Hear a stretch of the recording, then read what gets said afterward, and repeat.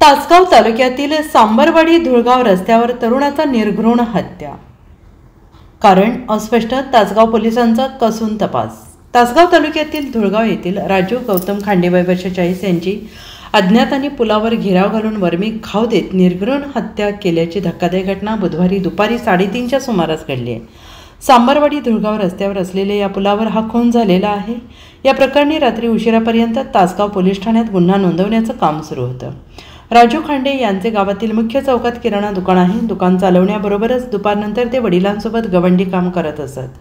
बुधवारी त्यांनी दुकान बंद करून किराणा साहित्य खरेदीसाठी बाहेरगावी गेल्यानंतर सांबरवाडी मार्गे धुळगावकडे परतताना पुलावर अज्ञातांनी त्यांच्यावर हल्ला केला. वर्मी घाव घालत त्यांचा जागीच खून करण्यात आला. या घटनेची माहिती मिळताच तासगावचे पोलीस निरीक्षक संग्राम शेवाळे तात्काळ पथकासह घटनास्थळी दाखल झाले. तसेच पोलीस अधीक्षक संदीप घुगे, पोलीस उपाध्यक्ष अशोक भवड यांनीही घटनास्थळी भेट देत पाहणी केली. रात्री उशिरापर्यंत पंचनामा आणि गुन्हा दाखल करण्याची प्रक्रिया सुरू होती. खुनाचे कारण अद्याप स्पष्ट झालेले नाही.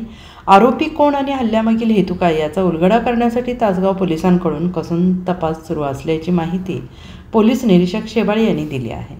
Bureau report SPN Marathi Tasgaon.